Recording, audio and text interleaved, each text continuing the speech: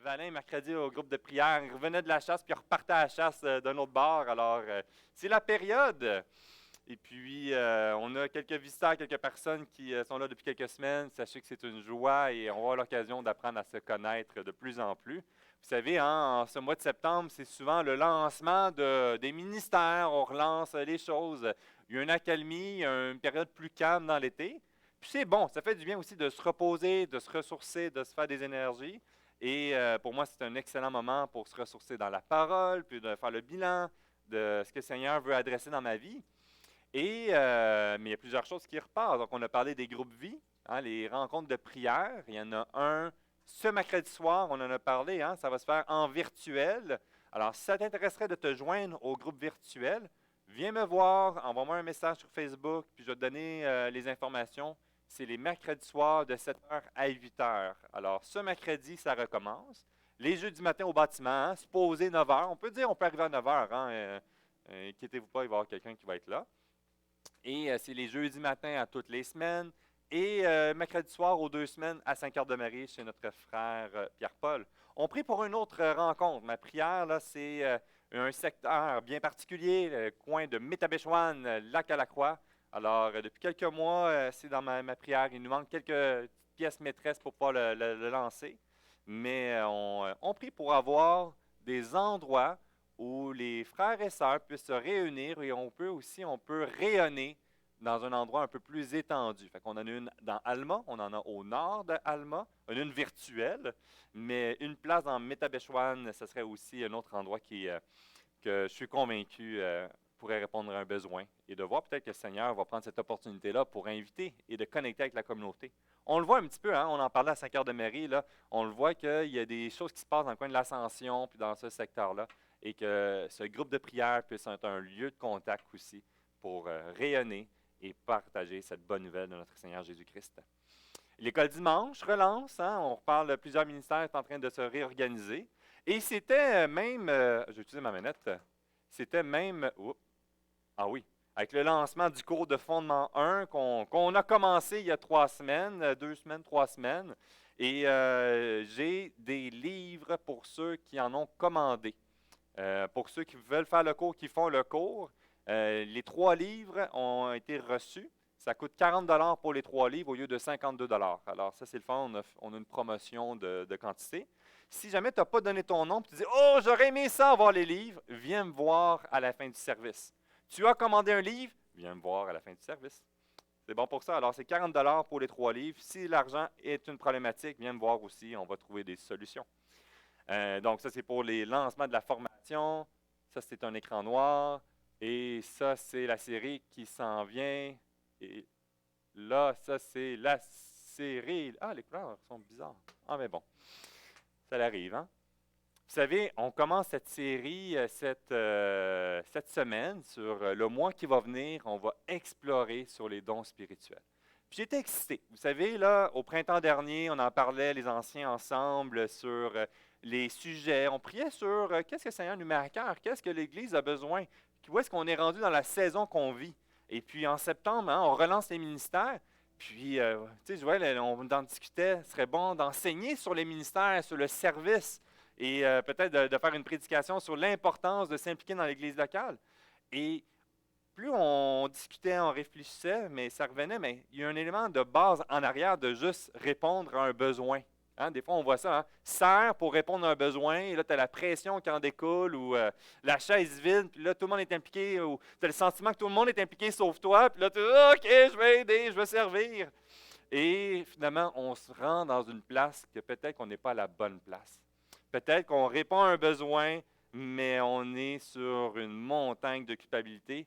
Et des fois même, encore cet été, je parlais avec un serviteur dans son église, et complètement brûlé parce qu'il était incapable de dire non à servir et répondre aux besoins de l'Église. Il n'avait plus envie d'être là le dimanche matin. Il traînait les pieds pour se rendre au lieu parce qu'il savait qu'il y avait plein de besoins, plein d'attentes, et c'était devenu un lourd fardeau et un lourd poids. C'est pas ça mon cœur aujourd'hui. Et dans cette série, c'est de revenir sur les jeux de base, de revenir sur les fondations. Hein? On veut servir le Seigneur et le Seigneur nous a donné des dons spirituels. Et on s'est dit, mais lançons donc une série sur les dons spirituels, mais sur quoi ça repose exactement? Et c'est intéressant parce qu'il y a tellement de littérature, mais de confusion sur le sujet. Il y a tellement de désaccords et même des fois, ça peut devenir un débat avec animosité sur notre façon de voir comment les dons spirituels doivent s'expérimenter. Et ma prière ici, c'est de le redécouvrir sur des bonnes fondations pour la vie de chacun d'entre nous. Même, je me pose la question, quelle est ta compréhension des dons spirituels? On va tout de suite répondre, mais c'est une réflexion que j'aimerais te lancer. Quelle est ta compréhension de ta place aujourd'hui, en 2023, dans l'Église locale, dans l'exercice de ce que Dieu t'a confié? Est-ce que tu le vois comme étant du passé? J'ai assez donné et maintenant, c'est aux autres. Est-ce que tu le vois comme un brûlement puis une injustice de ne pas pouvoir exercer ses dons comme tu le désires? Est-ce que tu es blessé et tu n'as plus envie d'en parler parce que tu as tellement frappé des murs que tu as tout perdu les dents, tu n'as plus de sang, comment tu as saigné du nez à frapper le mur? J'espère que non. Mais vous comprenez un peu les illustrations? Je pense qu'on peut peut-être avoir dans notre expérience du passé un sentiment qui peut être positif, mais des fois aussi négatif. Et c'est mon excitation aujourd'hui de lancer sur qu'est-ce que les dons spirituels, quels sont tes dons spirituels, nos dons spirituels, et à quoi ça sert concrètement.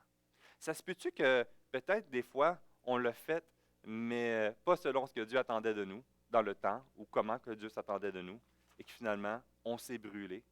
Et qu'ultimement, ce n'est pas la faute de Dieu. C'était honnêtement une mauvaise compréhension, ou avec des mensonges, ou avec des pressions extérieures.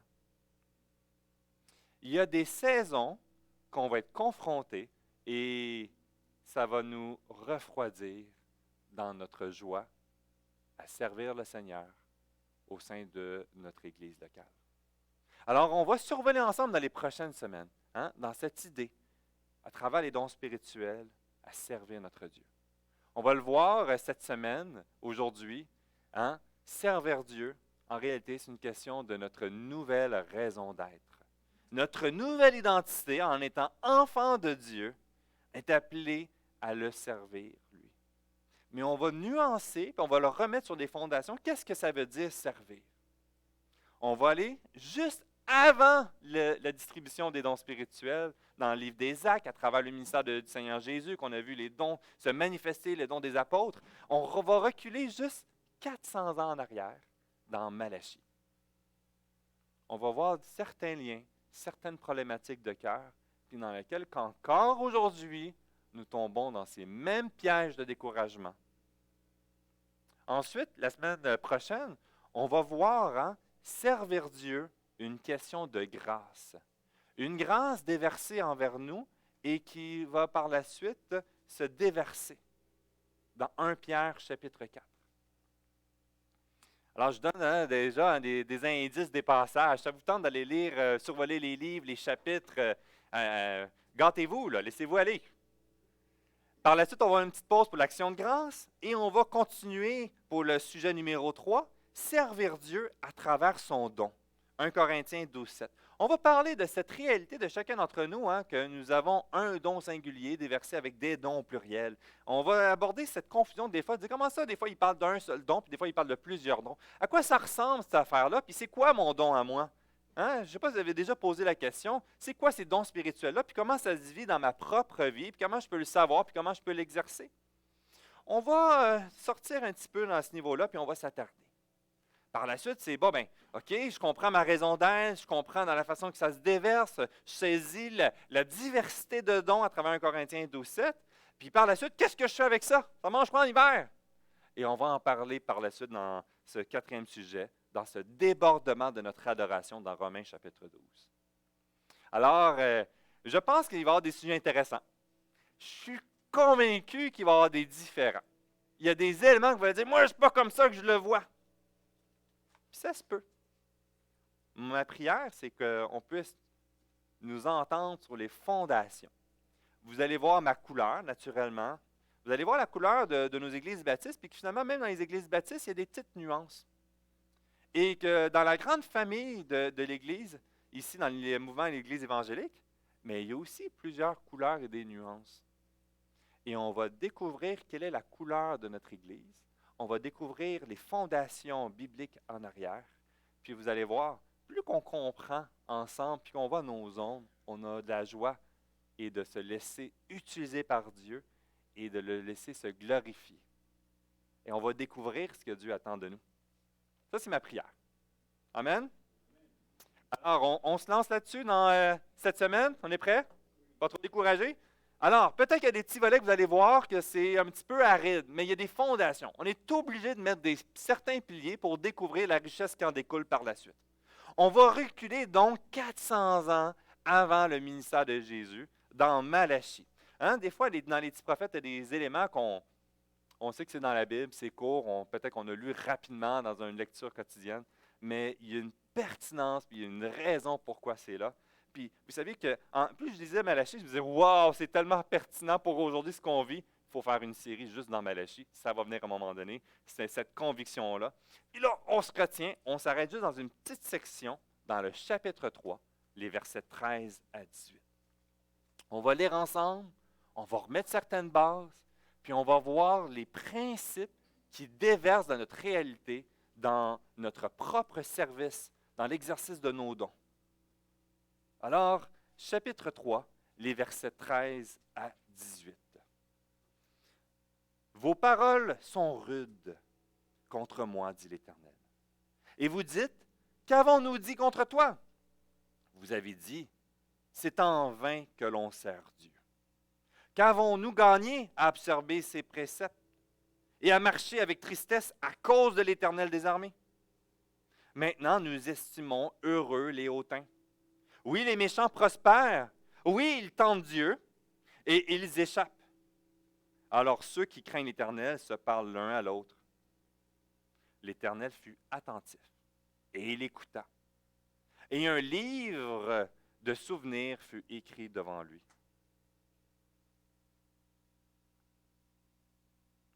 Pour ceux qui craignent l'Éternel et qui honorent son nom. Ils seront à moi, dit l'Éternel des armées. Ils m'appartiendront au jour que je prépare. J'aurai compassion d'eux, comme un homme a compassion de son fils qui le sert. Et vous verrez de nouveau la différence entre le juste et le méchant, entre celui qui sert Dieu et celui qui ne le sert pas. Wow, hein? Ici, c'est une grande section où est-ce qu'on voit le prophète Malachie qui vient faire cet oracle, parler au nom de Dieu. C'est un grand élément, puis qui vient en réponse à la douleur, qui vient à la réponse au peuple d'Israël qui est présentement dans un profond découragement. On découvre dans cette réalité-là, ici dans Malachie, que le peuple d'Israël était rempli d'attente, d'excitation dans la reconstruction du temple, dans l'exercice du ministère et du service. Ils s'attendent à voir Dieu et de voir Dieu se manifester et se révéler et son autorité s'établir. Et qu'est-ce qu'ils voient? Le méchant prospérer. Le méchant réussir. Et tous les efforts qu'il consacre à servir Dieu, il ne voit aucun fruit. Hey, c'est-tu décourageant, ça? Vous savez, lorsque je prends mes congés de paternité, lorsqu'un enfant venait au monde, j'étais excité parce que là, ma femme s'occupait des enfants, puis là, je passais les 2-3 semaines à faire des grands ménages. J'ai appris que je ne devais pas toucher à la cuisine parce que je réorganisais tout différemment dans mon système. Mais je trouvais ça tellement excitant et tellement motivant parce que c'était concret. Et là, je réorganisais les choses. J'allais dans mon établi, j'allais ranger ci, j'allais ranger ça. J'étais consacré à temps plein, puis ma femme s'occupait des enfants, puis moi, je m'occupais de toutes les autres choses. Rendu au 4e enfant, 3e enfant, j'ai réalisé que ça ne marchait plus. Pendant que je ramasse, j'ai 2 enfants qui vivent en arrière. toute l'énergie et l'effort que je faisais concrètement était anéanti au fur et à mesure que j'avançais. Je pliais, puis je serrais les choses dans le sous-sol. C'était beau. Puis là, j'étais satisfait, encouragé. Puis je monte à l'étage, je commence à ranger, puis j'entends du bruit en bas. Oh non! Et je redescends en bas, puis là, c'est le désordre total. Je disais à ma femme, je retourne travailler. À quoi ça sert de faire ça si c'est pour être défait au fur et à mesure? Vous savez, ce sentiment-là d'irritation, de découragement, parce qu'on ne voit pas tous les fruits que devrait produire notre effort. À quoi ça sert de servir Dieu si à travers ça, je n'ai pas la reconnaissance, qu'il y a de l'opposition, qu'il y a des découragements, que je paye un prix jour après jour, dimanche après dimanche, puis que je vois tous ceux qui s'en fichent de Dieu, ils vivent la facilité et ça va bien dans leur vie. Pourquoi ça vaudrait la peine de persévérer? Comment exercer ses dons dans l'Église quand, au lieu de recevoir des acclamations puis des gens qui sont reconnaissants que tu exerces ton don, tu as de la critique? Puis servir Dieu, c'est s'exposer à la critique. Parce qu'on aura toujours l'occasion de le faire mieux. Vous savez, enseigner nous apporte à être confronté à des intensités d'émotions. Tu vides ton cœur, tu essaies de te laisser guider par l'Esprit du début à la fin, tu cherches dans ta propre vie de te laisser instruire, puis là, tu te mets vulnérable, puis après ça, tu as les gens qui vont dire avec rempli d'intention, tous ces aspects-là, ça aurait pu être fait autrement, moi j'aimais mieux telle autre personne, puis là, tu as juste envie d'abandonner. Puis après ça, quelqu'un dit « Hey, ça m'a tellement encouragé ce matin. » Et là, qu'est-ce qui pourrait arriver? Ah, finalement, j'étais bon. On va découvrir que finalement, on nourrit les mêmes mensonges que le peuple d'Israël dans lequel Dieu utilise Malachie à adresser cette problématique. Premièrement, l'exercice des dons, c'est pour la gloire de Dieu. Amen. On est d'accord à ça? C'est de base. On est tous d'accord. Mais qu'est-ce que ça veut dire ça, exercer mes dons pour la gloire de Dieu? Parfois, on est convaincu qu'on le fait pour la gloire de Dieu, mais dans des coins cachés de notre cœur, il y a d'autres raisons. Puis c'est dur de les savoir, parce que pour moi, je dis, je le fais pour la gloire de Dieu, puis je le dis aux autres, puis je le fais en obéissance. Et ce qu'on découvre ici, dans Malachie, c'est qu'il faisait aussi pour servir Dieu. Mais les épreuves dans lesquelles ils étaient confrontés ont commencé à révéler d'autres motivations. Les épreuves à travers Malachie qu'on découvre, dans lesquelles l'Israël, les Juifs étaient confrontés, a mis en lumière que l'exercice de leur service était plus que juste la recherche de la gloire de Dieu. Ils avaient d'autres attentes. Et elles n'étaient pas répondues, et ça a créé la déception. Ici, on le voit dans cette période qu'on va voir dans autant le grand high spirituel dans la période de Zorobabel, d'Agé, Zacharie, où est-ce qu'il y a toute la grande réforme avec Esdras, Néhémie, et qu'il y a une grande repentance, il y a une tristesse, il y a les peuples qui se tournent et qui crient à Dieu, puis qui démontrent à quel point que leur cœur était éloigné de lui, et qu'ils se repentent de leur voie. Ils avaient fait des concessions, ils avaient glissé progressivement, et là, ils retournent dans cette grande période de réforme et de reconsécration. Et quelque temps après, dans la période de Malachie, on découvre une période d'un refroidissement spirituel et de déception, d'espoir. Et dans cette même réalité, lorsqu'on appelle à dire « je veux servir Dieu pour sa propre gloire », ce que c'est en train de dire, c'est de veiller à conserver notre regard sur la destination où nous nous dirigeons. Je sers le Seigneur pour sa gloire, et dans mon désir de le servir pour sa gloire, et dans ma compréhension que c'est pour sa gloire, mon regard doit être redirigé vers la destination où nous nous rendons, dans le ciel, dans l'éternité. Et tandis qu'ici, dans les versets 14 et 15, il nous apporte ici à voir cette réalité que qu'est-ce qu'ils font, le peuple d'Israël? Ils comparent le fruit du présent. C'est le mensonge et le piège dans lequel nous tombons régulièrement. Parce qu'on est appelé à vivre quelque chose maintenant, mais la destination n'est pas maintenant, elle est future. On en a parlé à plusieurs reprises. Et ça revient ici dans cet exercice de mon service et mon émerveillement, mon obéissance pour la gloire de Dieu se développe, se vit lorsque mon regard est redirigé pour l'éternité. Et lorsque j'arrête de regarder l'éternité et je regarde vers le présent, je diminue mon émerveillement et mon fardeau et ma compréhension de la gloire de Dieu. Parce que je vais commencer à regarder autour de moi. Et vous savez, l'un des pièges qui est difficile ici, c'est que dans notre vie, on a une fin, une date d'échéance, puis on a fixé une période de retraite avant. Et à la période de retraite, c'est quand notre vie de vivant, on a toute cette excitation de travailler fort jusqu'à l'âge de la retraite. 55 ans, 60 ans, 65 ans, ça dépend des plans de pension. Et là, je l'ai vu plein non plus de livres qui parlent de la retraite à 40 ans. Je dis, wow! J'approche de la retraite? Non, je n'ai pas l'argent. OK, on continue. Mais vous savez, l'excitation de prendre l'âge de retraite de plus en plus jeune. Et qu'est-ce qu'on fait à la retraite? Bien, finalement, c'est ça, hein? Mais on arrête de notre travail. Et là, on fait ce qu'on veut.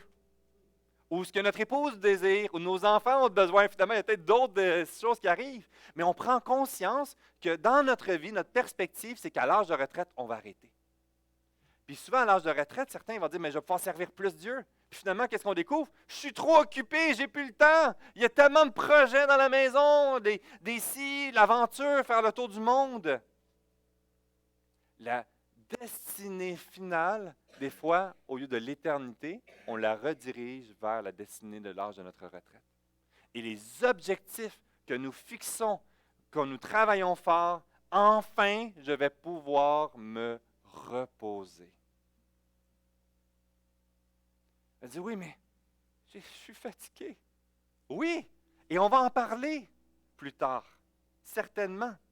Mais dans l'idée, dans ma raison d'être d'aujourd'hui, que le Seigneur est venu me chercher, m'a donné ses dons, est bien plus que de le servir jusqu'à l'âge de la retraite physique. C'est jusqu'à l'âge de la retraite spirituelle, au jour où il va venir nous chercher. Puis finalement, vous savez quoi? Ça va continuer pour l'éternité. Différemment. Finalement, ça n'a pas de fin. Il n'y a pas d'arrêt. Oui, mais c'est quand j'en ai fait assez. C'est justement ça. Il n'y en aura jamais assez. On va le voir par la suite. Parce que dans le premier point, c'est dans l'idée de la gloire de Dieu, de le servir avec ses dons, en conservant notre perspective vers l'éternité et en conservant notre compréhension de notre rôle. En conservant la compréhension de notre propre rôle. Parce qu'il y a une tension ici entre Dieu t'appelle à être fidèle et à te laisser utiliser par lui, mais en même temps, il dit, je n'ai pas besoin de toi. Il y a comme une contradiction.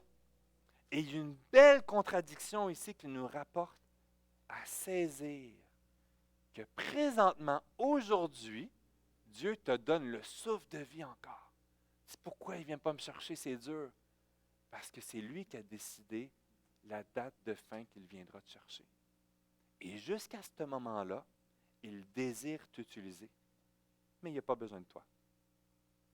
On voit, par exemple, dans le livre des Actes, chapitre 17, versets 24 à 28. On découvre ici le Dieu qui a fait le monde et tout ce qui s'y trouve, étant le Seigneur du ciel et de la terre, n'habite point dans les temples faits des hommes. Il n'est point servi par des mains humaines, comme s'il y avait besoin de quoi que ce soit. Lui qui donne à tous la vie, la respiration et toutes choses, il a fait de tous les hommes sortis d'un seul sang, habitant sur la terre, la surface de la terre, ayant déterminé la durée des temps et les les limites de leur demeure. Il a voulu qu'ils cherchassent le Seigneur et qu'ils s'efforçassent de le trouver en tâtonnant, bien qu'il ne soit pas loin de chacun de nous, car en lui, nous avons la vie, le mouvement et l'être. Dieu est entièrement suffisant. Dieu va accomplir sa volonté. Dieu établit les limites. Dieu n'a pas besoin de notre service pour accomplir sa volonté. Il n'a pas besoin de nous. Il dit, ah yes, je peux prendre la retraite officiellement, puis là, je peux m'asseoir. Mais la réalité que tout ne repose pas sur nous, si vous savez, comme dans les films d'aventure, hein, que là, les grands dieux sont mal pris, puis vont aller chercher un petit jeune orphelin quelque part dans un village abandonné, puis qui va lui donner des grands pouvoirs. Et là, ça va devenir le super-héros, et il va sauver le Dieu de la destruction du mauvais. Hey, c'est le fun, ça, hein? C'est flatteur. Hein? On aimerait-tu tous être comme ça avec ces pouvoirs-là incroyables? Ça, c'est ce que notre cœur désire. Mais ce n'est pas pour la gloire de Dieu. Dans la compréhension de l'exercice de nos dons spirituels, à le servir en fonction de l'éternité et de notre rôle, c'est qu'ultimement, Dieu n'a pas besoin de moi. Mais il désire nous utiliser. Il désire que nous prenions au sérieux les dons qu'il nous a donnés et qu'on les travaille de mieux en mieux. On voit dans 1 Corinthiens chapitre 15, verset 58, « Ainsi, mes frères bien-aimés, soyez fermes, inébranlables, travaillant de mieux en mieux à l'œuvre du Seigneur, sachant que votre travail ne sera pas vain dans le Seigneur. » Le Seigneur n'a pas besoin de moi, il veut nous utiliser, mais il désire aussi dans notre obéissance à nous laisser utiliser par lui et à faire les efforts, à persévérer et à travailler de mieux en mieux. Dans ma prédication, je le vois, l'importance de prendre au sérieux. Et autant que des fois, je suis découragé parce que c'était pourri, puis que je n'étais pas satisfait, puis je n'ai pas frappé sur le bon point, j'ai trop répété cet élément-là, puis c'était à côté de l'autre. Puis là, je suis découragé au bout. Puis là, quelqu'un qui m'écrit, il est en larmes, puis il dit à quel point ça m'a touché ce matin. Ce Seigneur m'a touché exactement dans ce point-là que j'avais besoin dans ma vie. Ça n'a aucun bon sens. Mais merci Seigneur, je loue Seigneur. Il n'a pas besoin de moi. Mais de l'autre côté, le Seigneur s'attend que je travaille de mieux en mieux dans l'exercice de mon don pour sa gloire. De ne pas être un obstacle qui va corroder la beauté du message de ce que l'Esprit est en train de faire, puis ultimement, l'Esprit va faire une œuvre incroyable. Il y a une tension ici qui est dure à avoir, mais dans tous les cas, il y a une compréhension que tout ne repose pas sur moi. Je ne suis pas le super-héros qui va accomplir de grandes œuvres, mais il y a un Dieu tout-puissant qui va accomplir quelque chose d'incroyable, puis il va utiliser notre fragilité, il va utiliser nos limites. Et dans notre adoration, dans notre compréhension que c'est pour sa gloire, on va persévérer. Même si ce n'est pas facile, on va persévérer. Puis même si que j'aurais pu mieux faire, je vais persévérer, puis je vais me laisser dépendre de lui. Et de travaillant de mieux en mieux, à lui faire confiance, à laisser faire cette œuvre qu'il désire pour ma vie, pour la vie de chacun d'entre nous. Et le piège, ce serait de dire, bon, ben, je vais le faire, je vais travailler fort, puis je vais servir le Seigneur, puis je vais honorer le Seigneur, puis là, on va pousser. Comme si que le Seigneur avait besoin de tout cet effort-là pour enfin déverser son œuvre. John Piper a fait une citation que j'aimais beaucoup. Hein? Des fois, là, on voit comme notre service à déverser vers Dieu, là, comme pour dire, on donne plus d'outils à Dieu pour qu'il puisse œuvrer sur la création, puis qu'il puisse œuvrer dans l'Église. Puis c'est comme si que les besoins de Dieu ne peuvent pas être comblés de toute l'aide qu'on peut y apporter. Ce serait comme si un ruisseau essayait de remplir la source qu'il nourrit. Comprenez? L'océan de Dieu qui déverse les dons dans l'Église, puis que moi, avec mes petits dons, je suis le petit ruisseau, puis j'essaie de remplir l'océan, puis d'aller à contre-courant. Il y a une contradiction ici. C'est de se laisser remplir par l'océan de l'œuvre de Dieu et déverser ses dons et d'appliquer ses dons dans ce que Dieu nous a confié, en reconnaissant qu'ultimement, vous savez que si on bloque un petit ruisseau, l'océan, il fait quoi? Il arrête de couler? Il va trouver un autre chemin. Soit qu'il va détruire le barrage que tu as fait dans ta vie, ou il va passer à côté. Mais ça va passer. Les inondations des dernières années nous l'ont instruit. Hein? Mon rôle, je ne suis pas le super-héros et le Seigneur désire m'utiliser. Ça nous apporte donc dans la gloire de Dieu. Et quand tu perds donc cette raison, la raison de pourquoi Dieu me donne encore la vie aujourd'hui. Pourquoi continuer à travers les découragements ou peut-être les côtés de désert spirituel ou les déserts de fruits? Je ne vois pas l'utilité que je peux rapporter. Des fois, on a la maladie physique et on dit, bon, mais c'est terminé. On ne peut plus rien faire. Je suis trop occupé. J'ai des implications. Mon mari ne suit pas le Seigneur. J'ai toutes ces choses-là. Je ne peux pas le faire et on est malheureux puis on est triste. Mais ici, de le redécouvrir, que Dieu veut se glorifier dans ce que tu vis. Il va accomplir quelque chose dans ta réalité à toi, qui est très différent les uns les autres. Et ce qui est incroyable ici, c'est qu'il n'y a pas de description claire, parce que ce que Dieu va accomplir autant lorsqu'il est venu nous chercher, on a tous une histoire différente lorsqu'on est venu à l'Évangile, mais on a aussi toute une histoire différente dans comment que Dieu va nous utiliser et exercer nos dons.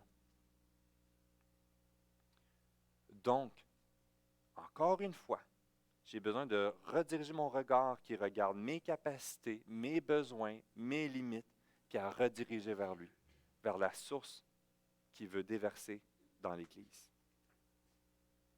Je ne suis pas l'auteur, je ne suis pas l'acteur principal ici, mais je suis un figurant qui est important dans le rôle que Dieu m'a confié pour cette relation dans laquelle que nous allons découvrir dans les prochaines semaines. Ne prenons pas la légère. Ne prenons pas la légère l'importance d'aujourd'hui. Ne prenons pas la légère les dons que Dieu nous a déversés. Et ne prenons pas la légère la raison, même s'il y a un désert ou peut-être un brouillard dans lequel je vis. Tandis que les épreuves, la souffrance, il y a un côté qui est bon puisqu'il va révéler des mensonges dans lesquels je vis. Et ça va être une occasion pour les adresser. C'est vraiment pour la gloire de Dieu. Alors, j'ai besoin de lui faire confiance et qu'à travers cette période de désert, cette période d'irritation, parce que je suis convaincu que mes dons iraient à gauche, puis que là, il y a une période, Dieu est souverain, il n'a pas besoin de moi, il veut se glorifier, puis il veut m'utiliser. Alors que mon irritation se transforme en soumission, en joie, en reconnaissance. Si tu sers Dieu, puis que c'est de toujours la crainte, la colère, le fardeau, la susceptibilité, le découragement, eh bien, il y a certainement quelque chose qui est un mensonge, que soit que tu vis, ou peut-être que tu acceptes qu'on te mette sur toi. Et ça a besoin d'être adressé. Vous voyez, on ne peut même pas parler des dons spirituels avant de revenir à clarifier ces fondations-là. Parce qu'on va juste transmettre un lourd fardeau religieux de tâches à accomplir au nom de Dieu. Puis qu'ultimement, ce qu'on le voit dans le deuxième élément, là, ici, là, c'est que ce que Dieu nous exerce, nous appelle à vivre à travers les dons, c'est par la grâce de Dieu. Manquer cette réalité-là, on va passer à côté. Pourquoi Dieu veut t'utiliser? Parce qu'il t'aime. Il y a une réalité ici que Dieu a un amour profond pour toi. C'est même le verset clé dans toute Malachie. Il dit ici, je vous ai aimé, dit l'Éternel. Chapitre 1, verset 2. C'est pas avec un mépris, c'est pas comme juste un boss, puis qui veut que ça marche, puis que là, ouais, puis on va faire des coupures d'employés, puis on va arranger. C'est quoi l'image que tu as du travail, du service, de la soumission?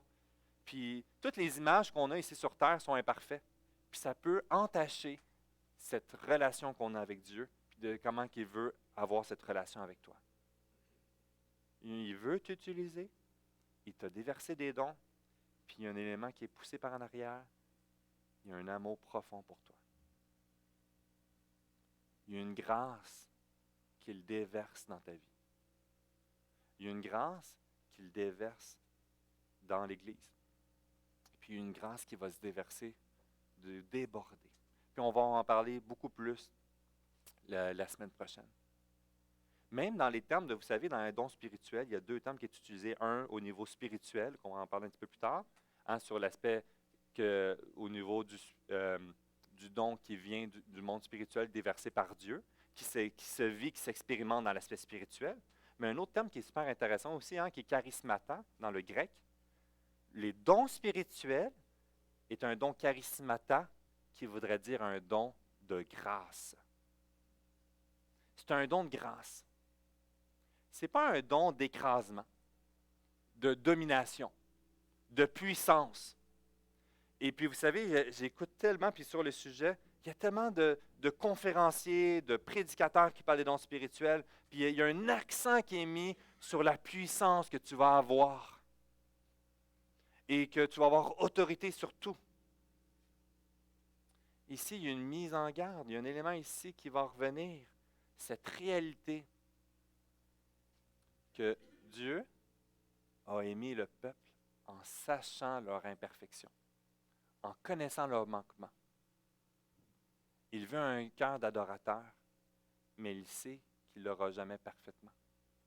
Il y a une œuvre de grâce qu'il veut déverser dans le peuple d'Israël, puis qu'on voit ici dans Malachie, qu'on voit ici aujourd'hui dans l'Église locale.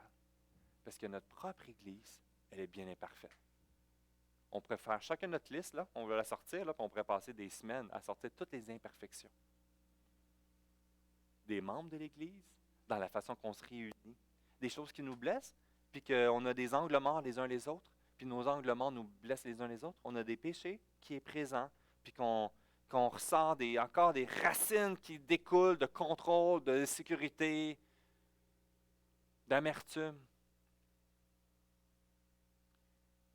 Dans le déversement de Dieu, de ses dons auprès de ses enfants, il nous apporte à expérimenter justement cette question de grâce. Et donc, lequel il veut manifester, qu'il veut t'utiliser.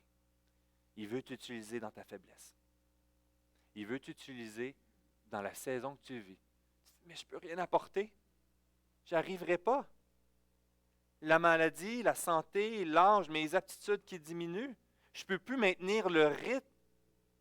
Je n'y arrive pas parce que je suis toujours en train de lutter sur le contrôle, la vantardise. Ou, vous savez, à chaque fois que je parlais de l'enseignement, puis là, j'ai un découragement, puis là, ça me met une critique négative, ça me met à terre, puis là, j'ai un encouragement, puis là, je suis toujours en train de lutter entre, je m'approprie la valeur et j'essaie d'avoir cet équilibre-là, puis j'ai besoin de revenir au Seigneur à chaque semaine pour dire, Seigneur, c'est ton œuvre, puis merci Seigneur, puis c'était bon ce dimanche, mais gloire à Dieu.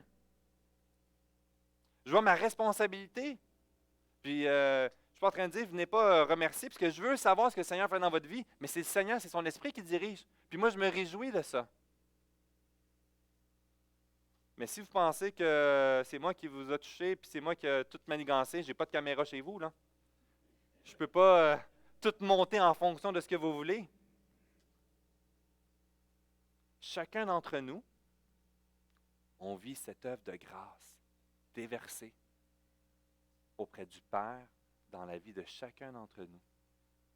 À travers un moment de faiblesse, on a toutes les raisons légitimes de pourquoi on ne devrait pas le servir dans nos propres forces. Et ça met en lumière que ça ne peut venir que de Dieu. Dans notre propre saison de vie. Ce qu'il est en train de dire dans cette œuvre de grâce ici, c'est qu'il y a des saisons de vie qu'on va servir le Seigneur, mais aussi de façon différente. On va explorer le livre des Actes, puis ça va être super intéressant. On va découvrir, puis c'est le livre du Saint-Esprit, la quantité de fois que ça en découle, qui en parle.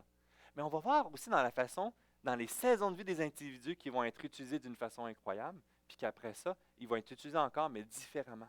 On va dire, comment ça, lui, il n'est plus en train d'évangéliser, il est en train de faire des croisades, parce qu'il y avait une saison pour ci, puis une autre saison pour ça.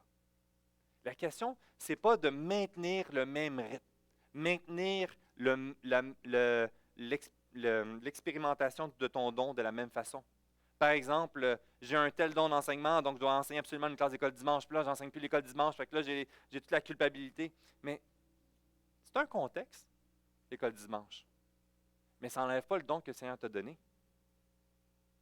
Comment tu peux, aujourd'hui, demain, tu sais, dans cette réflexion-là, accepter que tu ne peux pas continuer nécessairement dans la même fréquence, dans la même intensité, Il y a des périodes où est-ce que une maman vient d'accoucher, puis que là, tu sais, on l'a vu, là, pour nous, ça a été une réadaptation dans la maison, mais aussi dans l'implication dans l'Église. Mais même une maman peut continuer à exercer ses dons dans sa réalité, dans sa saison de vie. Même si tu travailles vraiment 90 heures semaine, le Seigneur veut t'utiliser encore. Mais dans la saison dans laquelle que tu es confronté, c'est de voir comment, Seigneur, tu désires m'utiliser dans ma saison de vie.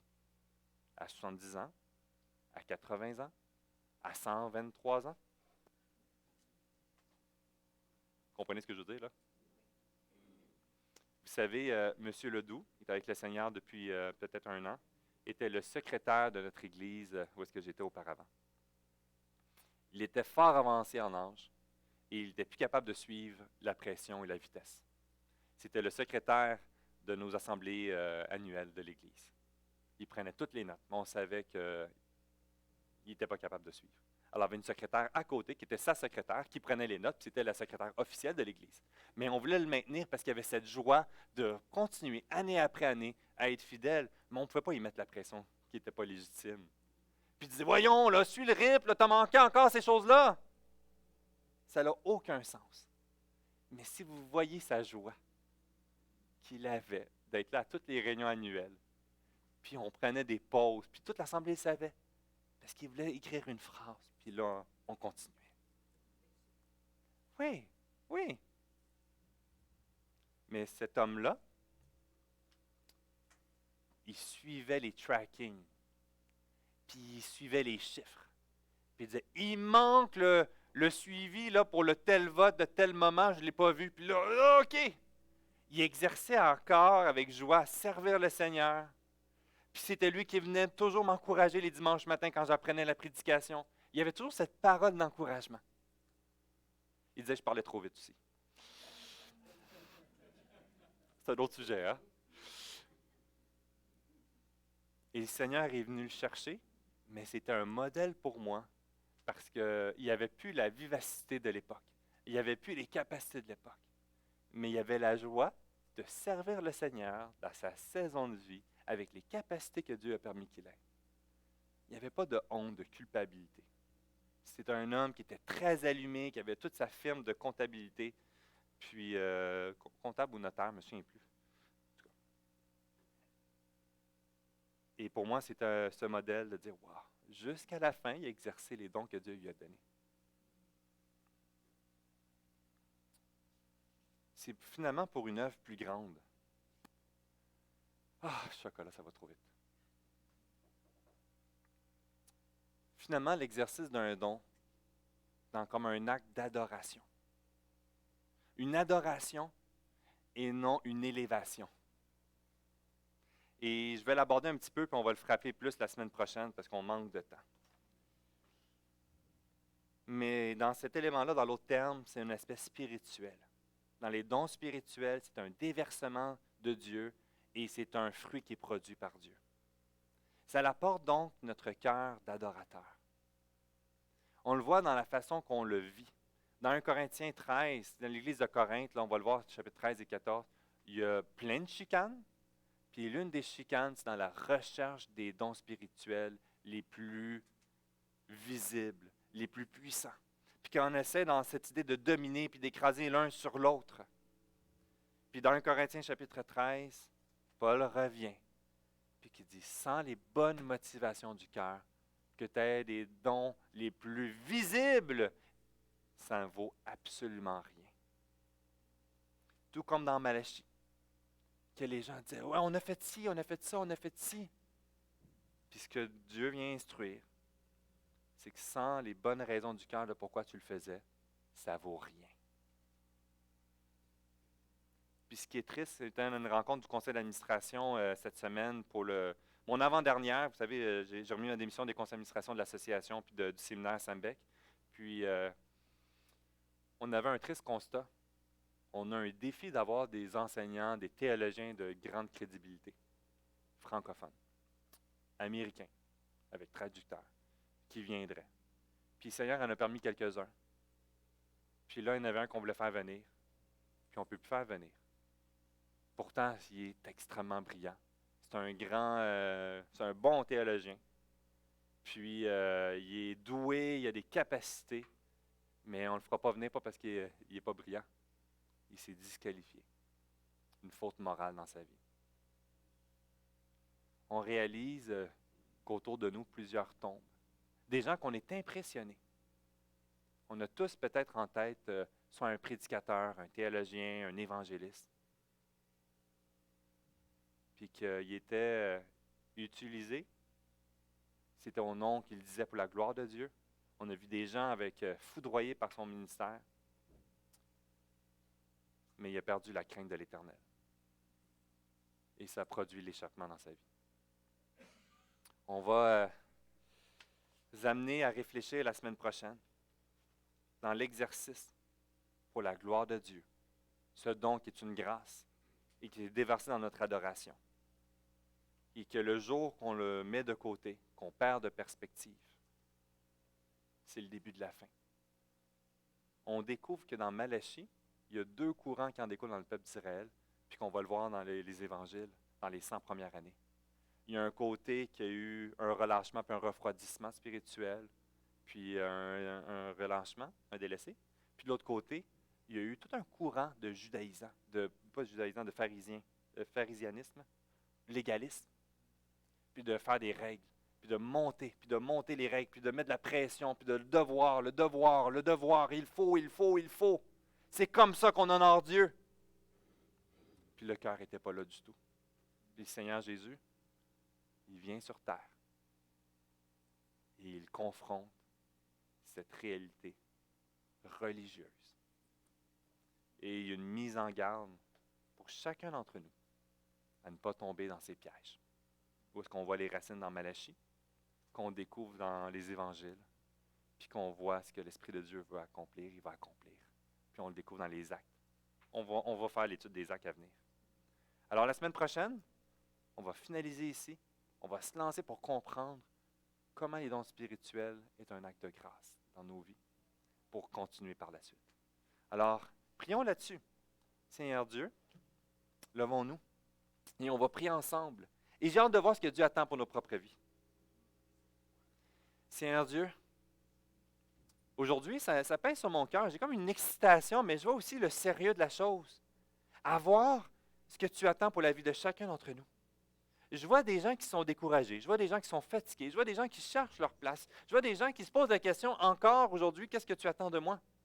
Je vois des gens qui peuvent être aussi sous le lourd fardeau de persévérer à servir, mais est-ce que c'est vraiment ce que tu attends d'eux? Est-ce que tu t'attends d'eux qui te servent de cette façon-là, à ce rythme-là? Ton joug est léger. Tu n'as pas besoin de nous. Tu veux te glorifier en nous utilisant. Que cette série, on peut chacun d'entre nous être à l'écoute de ton esprit. À l'écoute de voir ce que tu attends. Nos motivations de cœur. Est-ce que tu as la première place dans notre vie? Où est notre joie et notre empressement à te laisser nous utiliser? Quels sont nos dons? J'ai hâte de le voir, Seigneur. Viens à la rencontre de chacun d'entre nous ce matin. Et dans les semaines à venir, j'ai hâte de voir ce que tu attends pour cette Église. Tu veux accomplir quelque chose d'incroyable et j'ai aucune idée c'est quoi. Et j'ai hâte d'être émerveillé parce que ton esprit est déjà en train de faire dans nos vies et de ce qu'il va accomplir. Et pour la prochaine génération, sois élevé et glorifié toi seul. Amen. Amen. J'ai dépassé un petit peu le temps, alors je ne vais peut-être pas inviter l'équipe de louange. Merci d'être gracieux à mon égard. Fait que la semaine prochaine, on continue les dons spirituels, les dons de grâce. Prenez le temps de lire là-dessus, priez là-dessus, et en discutant ensemble, et on se voit la semaine prochaine. Entre-temps, petit groupe virtuel mercredi soir, sinon, à dimanche prochain. Bonne semaine!